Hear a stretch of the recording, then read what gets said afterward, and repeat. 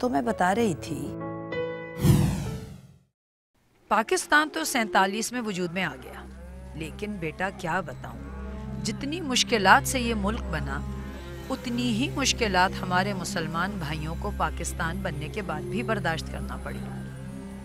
फौज हो या जमीन, जैसे मुस्लिम आबादी वाले इलाके, सब की तकसीम में पाकिस्तान के साथ बड़ी नाइंसाफी हुई।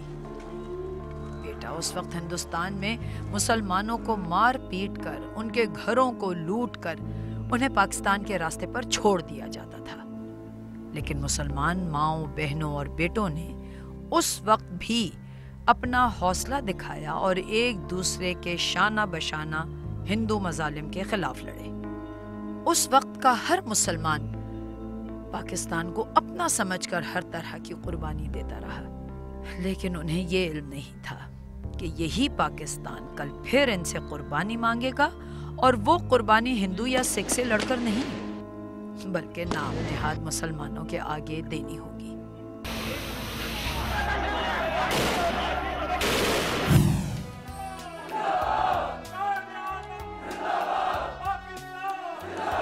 बेटा तुम लोगों को ये आवाजें सुनाई दे रही हैं? पाकिस्तान जिंदाबाद, कायदे आजम जिंदाबाद। नहीं दादी, हमें तो कोई आवाज नहीं आ रही। अरे बेटा, ये तो लाखों मुसलमानों के दिलों से निकलती है आवाज, और सच पूछो तो आज तक मेरे भी दिलो दिमाग पे वो आवाजें गूंज रही हैं।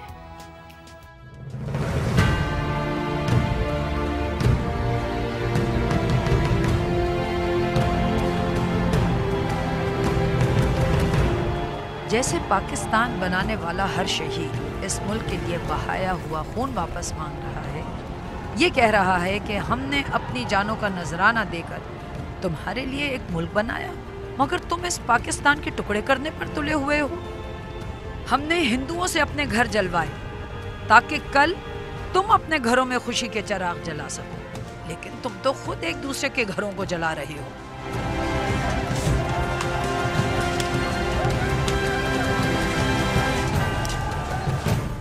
बेटा वो ये सवाल भी कर रहे हैं कि हम तो पाकिस्तानी थे, लेकिन आज क्यों तुम लोग महज सिंधी, बल्लोची, पंजाबी, पठान और महाजिर बनकर रह गए हो?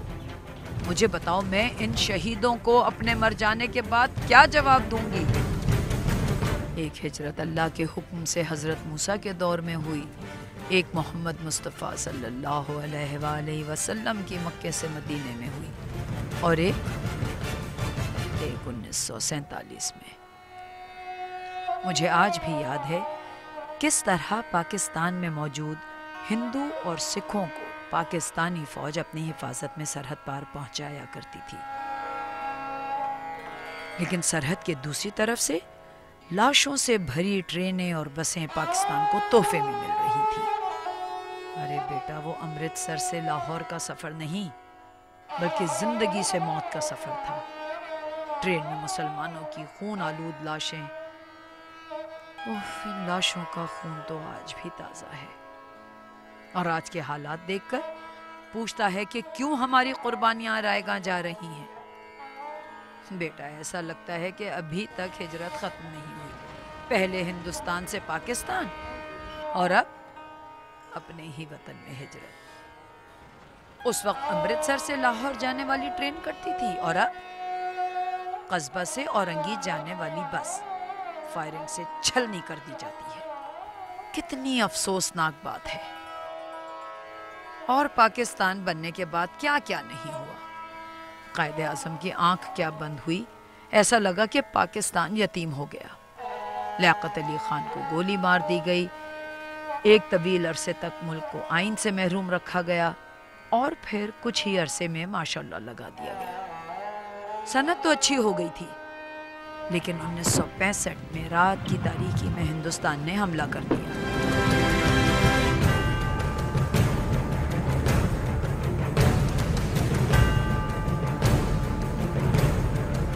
लेकिन हमारी फौज संभल गई और मुंह तोड़ जवाब दिया। 47 के पार्टीशन और 65 की हार हिंदुओं से बर्दाश्त नहीं हुई, और फिर 71 में हिंदुस्तान ने पाकिस्तान का एक हाथ काटकर मुसलमान दुश्मनी का सबूत दिया। यानी बांग्लादेश बना दिया। फिर चंद साल तक अवामी हुकूमत रही जिसने पाकिस्तान को एटमी ताकत बनाया, पाकिस्तान को आइन दिया और मुसलमान मुल्कों को अपने साथ मिलाने की कोशिश की, लेकिन ये कोशिश नाकाम रही। और फिर एक आमिर हुक्मरान ज़ियाउल हक अवामी हुकूमत का तख्ता पलटकर मुल्क पर काबिज हो गया। मिस्टर भुट्टो की हुकूमत ख़त्म हो चुकी है। सारे मुल्क में मार्शल नाफिज कर दिया गया है। कौमी और सूबाई असम्बलियाँ तोड़ दी गई हैं। सूबाई गवर्नर और वजीर हटा दिए गए। और 11 बरस इस सब्ज हिलाली परचम पर आमरियत का स्याह दाग लगा दिया।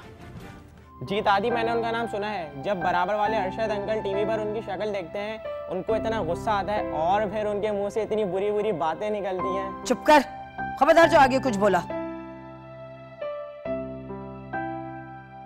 तो फिर दादी मुझे बताइए ना, आखिर ज़ियाउल हक थे कौन और लोग उनसे इतनी नफरत क्यों करते हैं?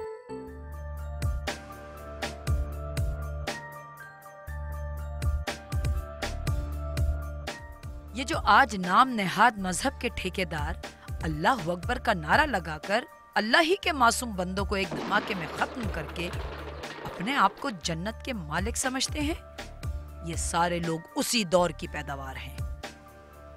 ये उसी के ब्रांड का इस्लाम है जो लोगों को मोहब्बत और भाईचारगी नहीं बल्कि तू काफिर मैं मुसलमान, तू वाजिबुल कत्ल और मैं ईमानदार सिखाकर असल इस्लाम से कोसों दूर ले गया।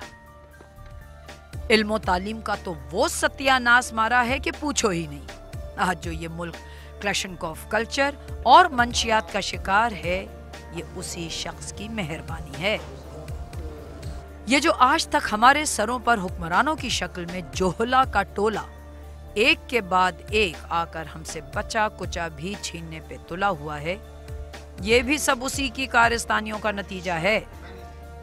वैसे खुदा भला करे उस C-130 का जो उस वक्त थोड़ी बहुत जमहूरियत तो ले आया, क्योंकि ये किसी इंसान के बस की बात तो थी नहीं जो जहाज ने कर दिखाई। 11 बरस के जहरीले असरात न जाने कब तक इस वतन अजीज पर छाए रहेंगे, न जाने कब तक लोग इक़्तिदार की हवस में इस मुल्क को लूटते रहेंगे, कभी आमरियत और कभी नाम नेहाद जमहूरियत। बस ये तो नूरा कुश्ती है। ये नूरा कौन है? ये मनहूस मारा नूरा कहाँ से आ गया? अरे आप ही तो कहनी थी नूरा कुश्ती। चल हट, कमबख्त, सारी कहानी में तुझे नूरा ही पूछना रह गया था। दादी मैं ये सोच रहा हूँ कि जब आज और कल के हालात एक जैसे हैं तो फिर ये मुल्क बनाया ही क्यों गया? बहुत जहानत का सवाल किया है मेरे बेटे ने। अरे बेटा, हालात बनाने वाले और बिगाड़ने वाले खुद इंसान ही तो होते हैं। इसमें सरहदों की तकसीम का कोई ताल्लुक नहीं है।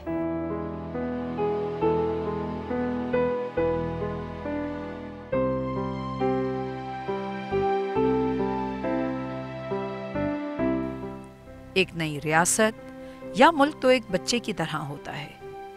अगर उसमें नफरत बोगे तो ताहयात नफरत काटोगे, और अगर उसमें मोहब्बत के बीज बोगे तो तरक्की खुशहाली की फसल काटोगे।